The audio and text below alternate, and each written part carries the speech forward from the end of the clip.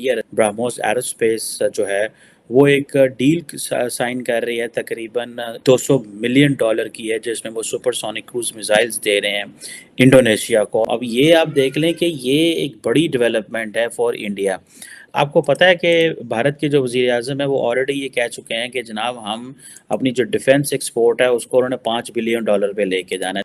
हम naval assets काफी speed से बना भी रहे हैं, एक्वायर भी कर रहे हैं, काफी चीजें यहाँ बन रही। By the way we have exported $1.5 billion of arms. करीब 600 आइटमें ऐसी हैं जो हमने इंपोर्ट से बैन कर दी। इसीलिए इंडिया कहां से कहां पहुंच गया। उन्होंने अपने एजुकेशन के निजाम को बेहतर किया और हम आज कहां पे खड़े हैं। हम रोटी कपड़ा मकान में लगे और वो पूरी दुनिया में हुकूमत कर रहे हैं, पूरी दुनिया में अपना सिक्का बनवा रहे हैं। अब पाकिस्तान ने चाइना के साथ मिलके जो था वो JF-17 थंडर बनाया, अब वो कोई खरीदते ही नहीं। ममालिक बशमूल पाकिस्तान पर क्या असरात मुरतब हो सकते हैं?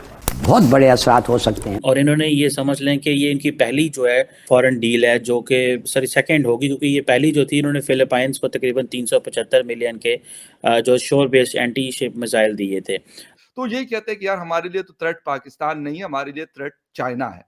और जो मैं ये सोच रहा हूँ बड़े वसूख के साथ, रिसर्च के साथ कह रहा हूँ कि you are moving towards more turbulence की तरफ जाएंगे।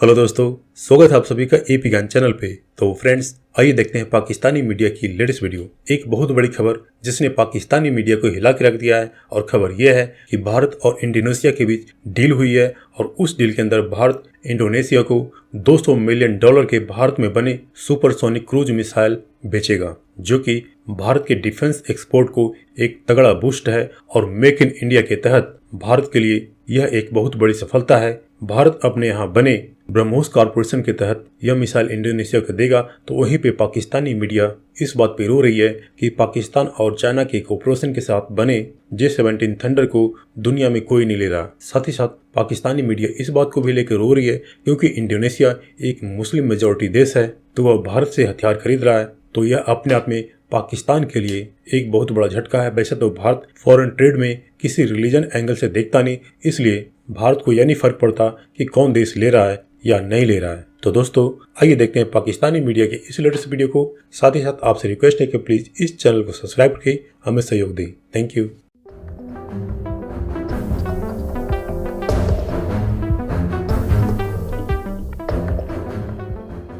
दोस्तों, उधर इंडिया जो है वो अपना काम कर रहा है, और वो आप देखें कि इंडिया ब्रह्मोस एरोस्पेस जो है वो एक डील साइन कर रही है, तकरीबन $200 मिलियन की है, जिसमें वो सुपरसोनिक क्रूज मिसाइल्स दे रहे हैं इंडोनेशिया को। और ये आप समझ लें कि ये जो इंडिया की जो इंडो पैसिफिक स्ट्रेटजी है, तो उसमें जो जितने भी स्मॉलर पार्ट छोटे ममालिक हैं साउथ ईस्ट एशिया में, वहाँ पे वो अपने ये चीज़ें करा। और इन्होंने ये समझ लें कि ये इनकी पहली जो है फॉरेन डील है, जो कि सेकंड होगी, क्योंकि ये पहली जो थी इन्होंने फिलीपाइंस को तकरीबन 375 मिलियन के जो शोर बेस्ड एंटी शिप मिसाइल दिए थे।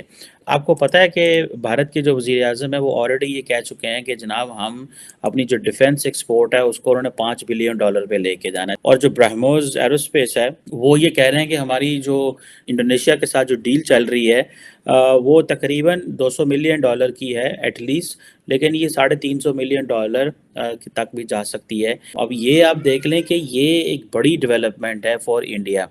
अब देखिए ना, ये जितने भी साउथ ईस्ट एशिया में ममालिक हैं, इंडोनेशिया, मलेशिया और बहुत सारे ब्रुनाई वगैरह, ये वो सारे इस्लामिक ममालिक हैं, लेकिन पाकिस्तान ने इनके साथ कोई अच्छे ताल्लुकात बना के नहीं रखे।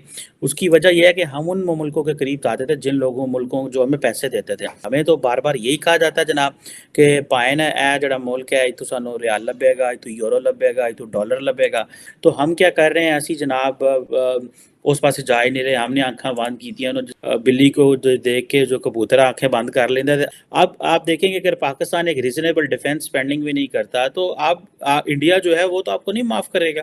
ये एक तासुर ये भी है कि 2024 में इंडिया के अंदर जो जनरल इलेक्शंस प्लान है उसमें भी कुछ इंडिया कर सकता है, लेकिन मेरी अंडरस्टैंडिंग है नहीं करेगा, क्योंकि इस दफ़ा वो अपना 2024 का जो इलेक्शन है, प्राइम मिनिस्टर मोदी वो अपने ग्लोबल क्लाउड के ऊपर लड़ेंगे। वो लड़ेंगे जी, देखिए मैंने इंडिया को एक ग्लोबल पार पे लेके गया हूँ, ग्लोबल साउथ का लीडर बनने की प्लान कर रहा हूँ। देखो G20, SCO, ये सारी ये जो चीज़ें हैं वो उनको कर रहे हैं। अब एक तरफ उन्होंने देखें को 72.6 बिलियन डॉलर का असला खरीद रहे हैं। सिप्री ये कह रहा है कि इंडिया इस वक्त सबसे बड़ा 2018 से लेके 22 तक सबसे बड़ा आर्म्स इंपोर्टर है। दूसरी तरफ वो अपनी डिफेंस एक्सपोर्ट की बात कर रहा है।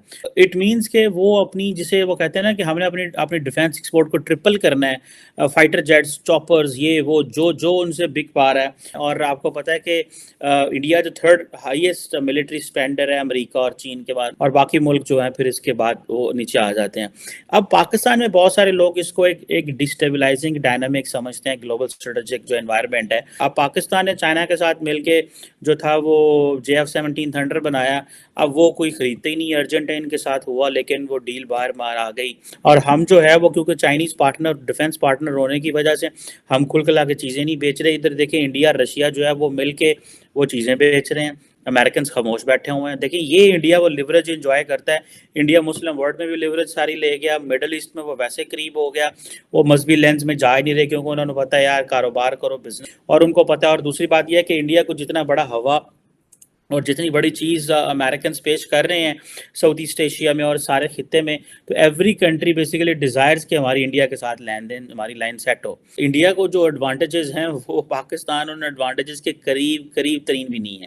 चाइनीज़ ये कह रहे हैं कि जो क्वाड है ये एशियन वर्जन है नेटो का।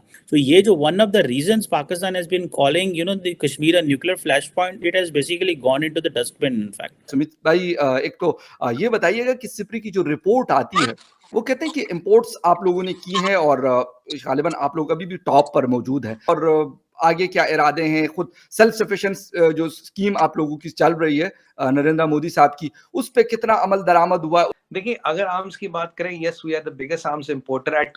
कारण क्या है? कारण 2-3 है। यू हैव टू बजट, पहली बात you have to budget a single front war, you have to budget a two front war, right. फिर टेररिज्म बढ़ रहा है, फिर इंडियन ओशन में चैलेंजेस बढ़ रहे हैं, हमारी कुछ बॉर्डर वाटर पे है, हमारा बॉर्डर डेजर्ट पे है, रान ऑफ कच्छ, वहां ग्लेशियर पे है, और यहाँ समंदर में है। Our threat perception over the years has increase, Galwan के बाद, फिर अरुणाचल की घटना के बाद। कारण ये है, एक जो जियोपॉलिटिकल थिंग्स बदल गई है, चीजें बदल गई है।